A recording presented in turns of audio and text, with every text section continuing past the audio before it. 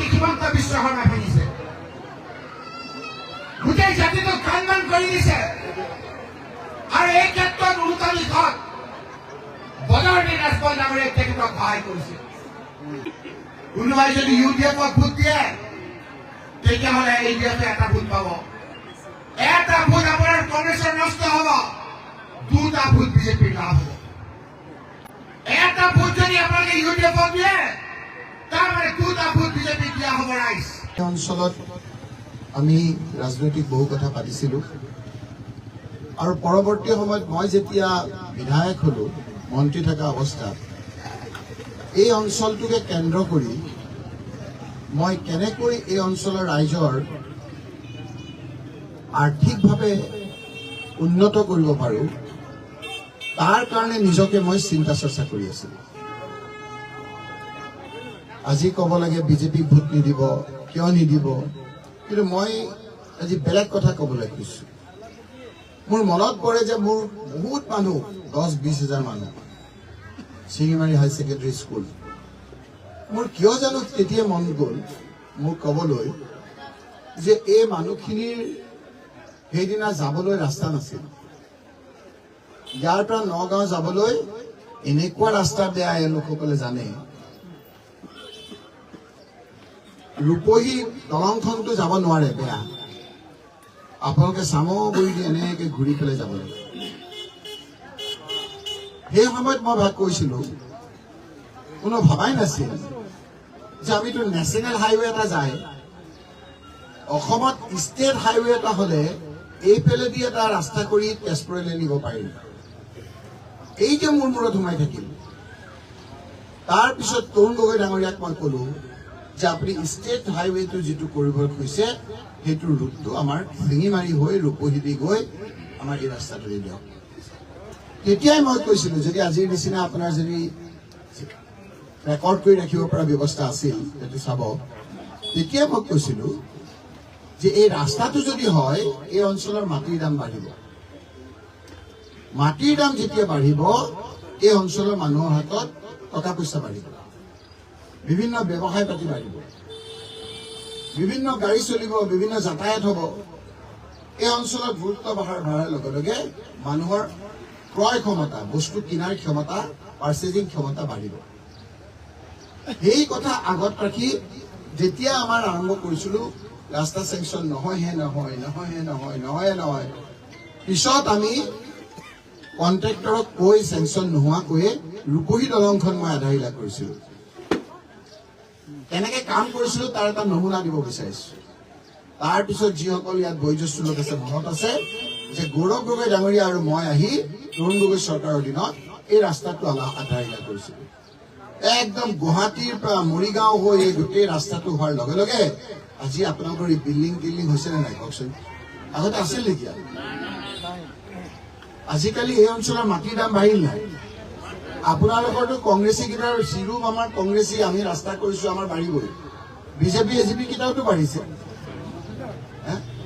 আমি কৰা ৰাস্তা দিয়ে তেওঁলোকৰ বাঢ়িছে আমি সেই ধৰণেৰে কাম কৰাৰ ফলশ্ৰুতিত আজি এই শিঙিমাৰী ল'ৰা ছোৱালীবিলাকে ভালকৈ পঢ়া শুনা কৰিব পাৰিছে আজি ইব্ৰাহিম এই স্কুলখনতে কাম কৰি ৰিটায়াৰ হ'ল পঢ়া শুনা ৰাস্তা ঘাট ব্যৱসায় বাণিজ্য এই ধৰণৰ কথা বতৰা যদি থাকে তেতিয়া সেই অঞ্চলৰ ৰাইজ সেই অঞ্চলৰ ডেকা সেই অঞ্চলৰ ঘৰখন ভালকৈ চলে সেইকাৰণে মই কৈছিলোঁ যে আমি সেই সময়ত কি হৈছিল মই যেতিয়া বিধায়ক আছিলোঁ তাৰপিছত যেতিয়া মন্ত্ৰী হ'লো এই 13টা মাহ বা আমাৰ চৰকাৰখন যোৱাৰ পিছত অকল চবৰে মনটো বেয়া হয়নে নহয় আগত যেনেকৈ উন্নয়ন পাইছে নেকি আপুনি পাইছে নেকি 5 বছৰ আপোনালোকে ৰখি আছিল যে অত্যাচাৰী হিমন্ত বিশ্ব শৰ্মা কেতিয়া মুখ্যমন্ত্ৰীৰ পৰা যায় আকৌ আমাৰ সেই ভাল দিনবিলাক কেনেকৈ ঘূৰি আহে হয়নে নহয় এতিয়া নিৰ্বাচন আহি গ'ল এই 9 তাৰিখে নিৰ্বাচনত আপোনালোকে আপোনালোকৰ ভোটটো কংগ্ৰেছ পাৰ্টি মিত্ৰজোঁটৰ পাৰ্টি তানজিল হুছেইনক দিয়ক আকৌ আগতকৈ বেছি ভাল আমাৰ আহিব এইটোকে মই ক'ব আহিছিলোঁ অন্য একো ক'বলৈ অহা নাই নিৰ্বাচনৰ সময়ত কিছুমান মানুহৰ উৎসৱৰ নিচিনা হৈ যায়। জিন্দাবাদ জিন্দাবাদ কয়, কিছুমান ইফালে যায়, কিছুমান ইফালে যায়। আৰু 9 তাৰিখৰ পিছত যেতিয়া ভুল হৈ যাব, তেতিয়া ক'ব যে আমি কি ভুল কৰিলো, এইটো কৰিব নালাগিছিল। আমিতো জানো যে হিমন্ত বিশ্ব শৰ্মাই আমাক অত্যাচাৰ কৰিব। মোৰ দুখ লাগে, শিঙিমাৰীত আহি যেতিয়া সেইসকল মানুহ যিসকলে ভোট নালাগে বুলি আপোনালোকক কৈছে, সেইসকলৰ দপ্তপতি কৈছে নে নাই ভোট নালাগে? আৰু কি কৈছে, ইলেকশ্যনৰ পিছত কি কৰিম বুলি কৈছে? চাওকচোন,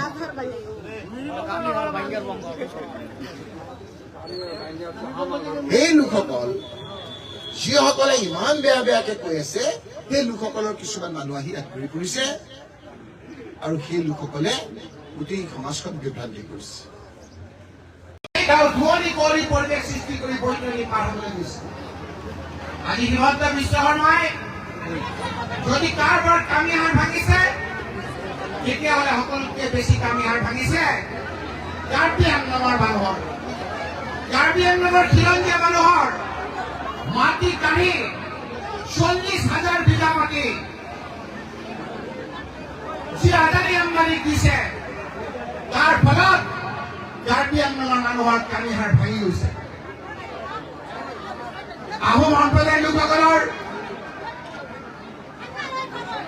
আগতে 10-12জন MLA মন্ত্ৰী আছিল, মুখ্যমন্ত্ৰী আছিল, স্পীকাৰ আছিল। এইবাৰ আহোম সম্প্ৰদায় মাত্ৰ 3-4জন MLA দিছে তেওঁলোকে। বিধায়কৰ টিকেট মাত্ৰ 3-4জনক দিছে।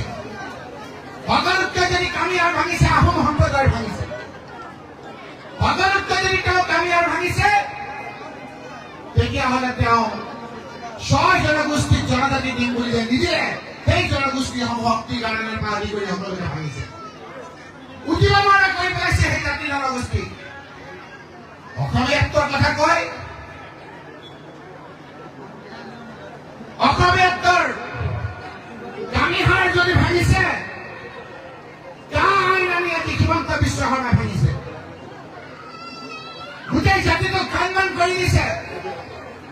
আৰু এই ক্ষেত্ৰত উৰুকা দিশত বজাৰনী ৰাজপল নামেৰে তেখেতক সহায় কৰিছে। সেইকাৰণে ৰাইজ, আজি আমি আপোনালোকৰ ওচৰলৈ আহিছো যে এই নিৰ্বাচনটো কোনো উৎসৱ নহয়, কোনো আনন্দ নহয় যে আপোনালোকে চিঞৰি চিঞৰি কোনোবাই এটা ফালে যাব, কোনোবা আনটা ফালে যাব।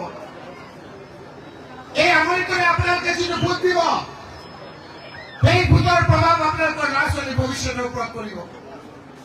সেইকাৰণে আমি কৈছো, ভোটটো দিয়াৰ আগত এবাৰ নহয়, দুবাৰ নহয়, এবাৰো আপুনি নিজক প্ৰশ্ন কৰিব, নিজৰ শুভাকাংক্ষীসকলৰ লগত কথা পাতিব। আৰু নিশ্চয়কৈ যেতিয়া শুভাকাংক্ষীসকলৰ লগত কথা পাতিব, তেতিয়া আপোনালোকে সিদ্ধান্ত ল'ব যে হিমন্ত বিশ্ব শৰ্মাক মুখ্যমন্ত্ৰী কৰাবৰ কাৰণে, গৌৰৱ গগৈৰ নেতৃত্বৰ চৰকাৰ হ'বৰ কাৰণে এইবাৰ কংগ্ৰেছ দলৰ প্ৰাৰ্থীক ভোট দিয়াৰ সিদ্ধান্ত নিশ্চয় কৰিব।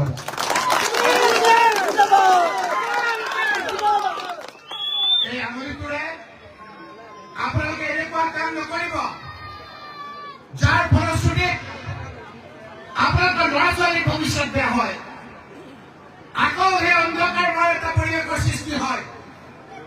যদি আপোনালোকে এই আমলিটোৰে ভুল সিদ্ধান্ত লয়, তেতিয়াহ'লে আপোনালোকৰ ল'ৰা ছোৱালীয়ে বুজিব যে দেউতা, আব্বা, খুৰা, চাচা, আপোনালোকে জানিছিলে যে হিমন্ত বিশ্ব শৰ্মাই বিভিন্ন ধৰণৰ অত্যাচাৰ কৰিছিল, কি কাৰণে আপোনালোকে বিজেপিক সহায় কৰিছিল।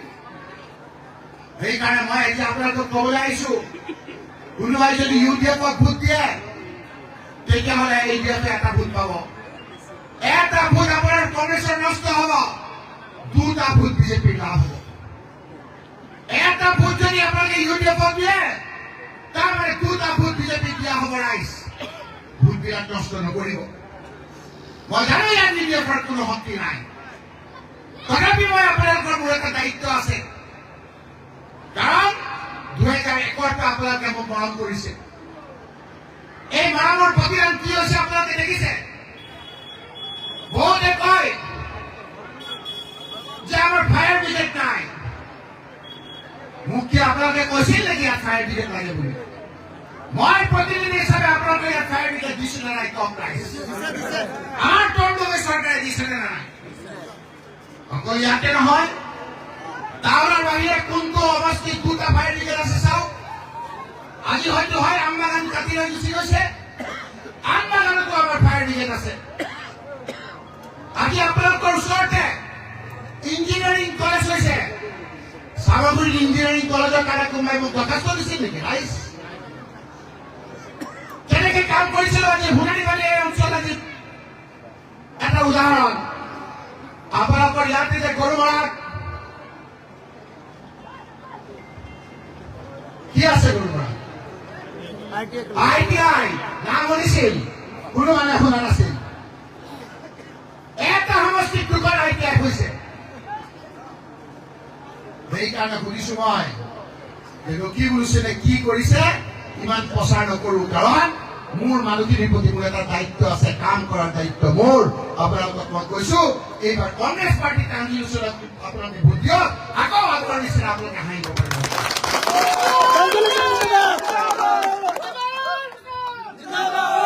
তুৰন্তে মোৰ মনত পৰা কেইটামান কথাই আপোনালোকক কৈছো। এই ৰাস্তা দি আপোনালোকে যাব পাৰিছিল নেকি? আগতে শিৱস্থানৰ পৰা ৰঙাগড়া হৈ ৰাস্তা যাব পাৰিছিল নেকি? আগতে বৰুৱামাৰী ৰাস্তা দি যাব পাৰিছিল নেকি? আগতে ৰাস্তা ঘাটৰ পৰা আদি কৰি ঘৰৰ সংস্থাপনলৈকে আমি আপোনালোকৰ ইয়াত কাম কৰিছিলো নে নাই? আজি আমাৰ কনুৱামাৰীত, আজি আমাৰ সোণাৰীবাৰীত ডাঙৰকে এটা ঘৰ দেখি মানুহে কলেজ বুলি ভাবে, ভাবে নে নাভাবে? মই নকলে যেনিবা চাকৰিৰ কথাখিনি, সকলোৱে জানে এই কথাবোৰ। সেইকাৰণে ৰাইজ আজি আপোনালোকক কৈছো, যিসকলে ইফাল সিফাল কৰি আছে সেইসকলকো কৈছো তেনেকে নকৰিব, তেনেকুৱা কাম নকৰিব যিজনে সিহঁতৰ কুটাৰখন ভৰিত মাৰিব লাগে। যাৰ ফলত যদি আপোনালোকৰ 9 তাৰিখে যদি ভূমিকান্ত হয়, তেতিয়াহ'লে কিন্তু আপোনালোকৰ পূৰ্বপুৰুষসকলে, আপোনালোকৰ উত্তৰ পুৰুষসকলে আপোনালোকক কষ্ট কৰিব।